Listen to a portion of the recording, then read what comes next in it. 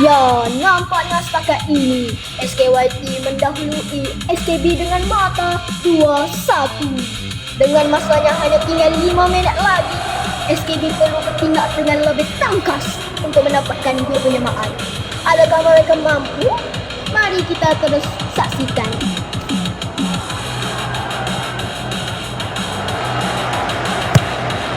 Alamak!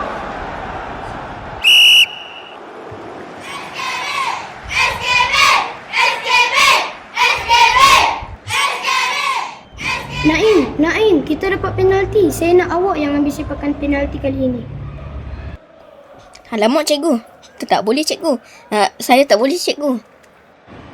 Saya nak awak yang ambil sepakan ini. Ini peluang terbaik kita. Cikgu, bagi orang lain lah cikgu. Saya tak boleh. Saya simpanan je. Kita dah tak ada orang lain. Awak seorang je yang tinggal. Halim dah cedera, Muiz dah tak bermaya, Fikri dah pensan, Aiman pula sakit perut.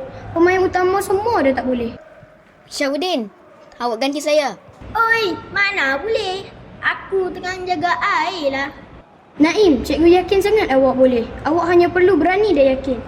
Tapi cikgu ingat tak masa latihan semalam? Ish, tak boleh ni. Macam susah je.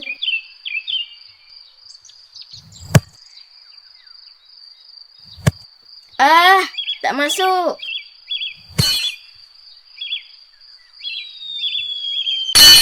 Siapa buang sampah? Ya, saya ingat Naim. Sebab itulah saya yakin awak boleh. Tapi cikgu, saya gagal cikgu. Botol Naim. Awak ingat tak botol tu Naim? Kenapa cikgu? Botol tu terbang jauh. Kenapa? Hah? Sebab masa tu awak yakin tenangan tu sangat kuat. Awak tenang tanpa tekanan, tanpa risau. Awak fokus kemarahan dan kegagalan awak pada botol tu. Sebab tu ia terbang sangat tinggi. Hah? Sekarang Naim, sila ambil tenangan penalti. Tendang macam awak tendang botol semalam. Tiada ketakutan. Cikgu yakin pada awak. Dan inilah detik yang paling mendebarkan. Pemain berdiri di hadapan bola. Seluruh stadium menahan nafas. Yang melangkah, menendang. Bola melengkung dari tangan gawang dan gol! Tepat ke kiri kanan. Penjaga gol tertewas.